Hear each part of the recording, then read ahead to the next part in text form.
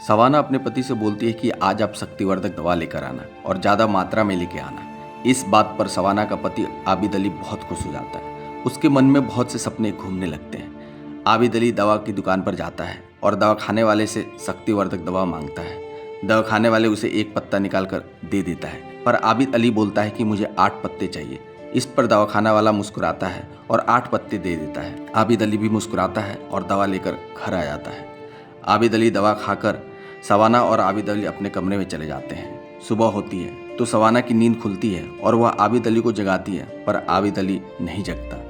आबिद अली की मौत हो जाती है। अब सवाना रोने लगती है, चिल्लाने लगती है। दोस्तों, आगे की पूरी कहानी सुनाने से पहले आपसे हाथ जोड़कर आग्रह है कि प्लीज़ चैनल को सब्सक्राइब कर दें ताकि आपके लिए सच्ची घटना सबसे पहले ला सके। नमस्कार, आदाब, सत श्री अकाल। स्वागत है आपका अपना चैनल धर्म द स्टोरी टेलर। उम्मीद है आप सभी अच्छे होंगे, आपकी फैमिली अच्छी होगी, आप अपना और अपनों का ख्याल रखें। दोस्तों, कानपुर से अवैध संबंध के चलते हत्या का एक ऐसा मामला सामने आया है जिससे सुनकर किसी के भी होश उड़ जाएंगे। इस घटना ने पति पत्नी के रिश्तों को शर्मसार कर दिया है, बल्कि दोनों के बीच एक विश्वास के जड़ों को भी खोखला कर दिया है।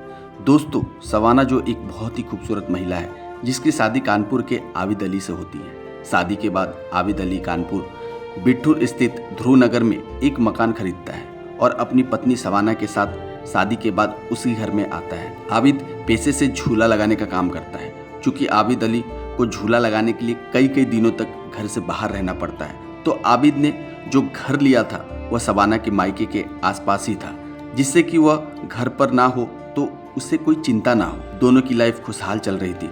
कुछ दिन के बाद एक बेटा भी होता है। करीब 10 साल के बाद सवाना और आबिद के रिश्तों में खटास होना चालू हो जाता है। आए दिन घर में झगड़े, मारपीट चालू हो जाता है। घर का माहौल खराब होने लगता है। यह देखकर सवाना का भाई अपने भांजे को अपने घर में ही रख लेता है। अब सवाना और आबिद के झगड़े आए दिन बढ़ते चले जाते हैं। एक दिन सुबह सुबह सवाना के घर से जोर जोर से रोने की आवाज़ आने लगी। सारे आसपास के पड़ोसी हैरान हो जाते हैं। सारे पड़ोसी सवाना के घर दौड़कर आते हैं। आबिद को मरा देखकर सब चौंक जाते हैं। सवाना अपने भाई को फ़ोन करती है और बोलती है कि भाई, तुम्हारा जीजू अब इस दुनिया में नहीं रहा। सवाना का भाई दौड़ते हुए आता है। चूँकि वह ज़्यादा दूर रहता नहीं है, आने के बाद सवाना को चुप कराता है और पुलिस को कॉल करता है। पुलिस आती है और बॉडी को चेक करती है। पुलिस को चेकिंग के दौरान आबिद के पैंट से शक्तिवर्धक गोली के 8 पत्ते मिलते हैं, जो कि सब खाली हैं।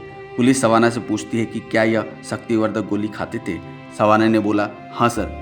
पुलिस की शुरुआती जांच में निष्कर्ष निकलता है कि शक्तिवर्धक गोली के ओवरडोज से आबिद अली की मौत हो गई है। पुलिस बॉडी को पोस्टमार्टम करने के बाद बॉडी को घर वालों को सौंप देती है। आबिद का दाह संस्कार किया जाता है। 2 दिन बाद जब पोस्टमार्टम रिपोर्ट आता है, पोस्टमार्टम रिपोर्ट पुलिस को हैरान कर देती है। पोस्टमार्टम रिपोर्ट में आबिद की मौत का कारण गला दबाने से हुई हत्या पता चलता है।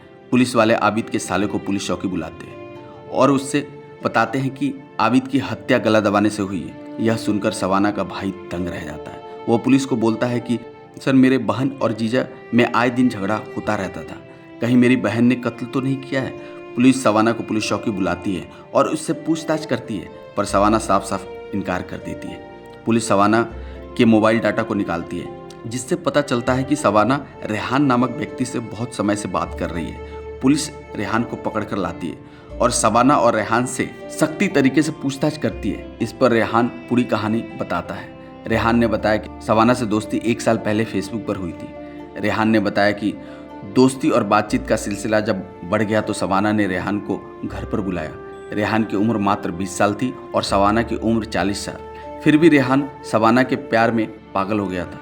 रेहान ने बताया कि मैं सवाना के घर आया, तब सवाना ने रोते हुए बताया कि उसका पति उससे बहुत ज़्यादा मारता पीटता है और सवाना किसी भी तरह उससे छुटकारा पाना चाहती है। चूँकि रेहान सवाना के प्यार में पागल हो गया था, उसने आबिद को रास्ते से हटाने की बात मान ली। इस पूरे कांड में रेहान का साथ उसका दोस्त विकास ने दिया।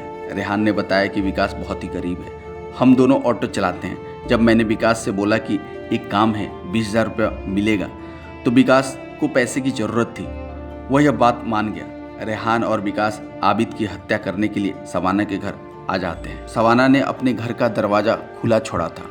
उस रात जब आबिद और सवाना अपने कमरे में गए तो रेहान और विकास दरवाज़ा खोलकर घर के अंदर जाकर छुप गए।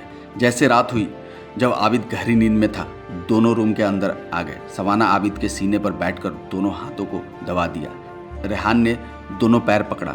विकास मुंह दबाकर गले को दबाकर रखे रहा, जिससे कि आबिद की दम घुटने से मौत हो गई। फिर रेहान और विकास वहां से भाग गए। सवाना ने शक्तिवर्धक गोली के सारे पत्ते खाली कर उसकी जेब में रख दिया, जिससे सबको लगे कि शक्तिवर्धक गोली के ओवरडोज से आबिद की मौत हुई है। उसने अपने भाई को इसलिए बुलाया था ताकि मामला आगे पुलिस तक ना जाए। भाई को पता चले कि गोली खाने से मौत हुई है तो उसका दाह संस्कार आराम से हो जाए। पर सवाना के भाई ने आकर पुलिस को बुला लिया। पुलिस ने सवाना, रेहान और विकास को गिरफ्तार कर लिया है। केस की पूरी छानबीन हो रही है, सबूत इकट्ठे किए जा रहे हैं। बाद में आरोपी को कोर्ट में पेश किया जाएगा, जिससे कि उनको कठोर से कठोर सजा दिलाया जा सके। दोस्तों, आप सावधान रहें। ऐसे क्राइम से आप अपना और अपनी फैमिली की सुरक्षा करें। दोस्तों, यह कहानी सुनाने का मेन उद्देश्य आपको जागृत करना है, आपका मनोबल बढ़ाना है। हम कभी नहीं चाहेंगे कि इस कहानी से आपका दिल दुखे।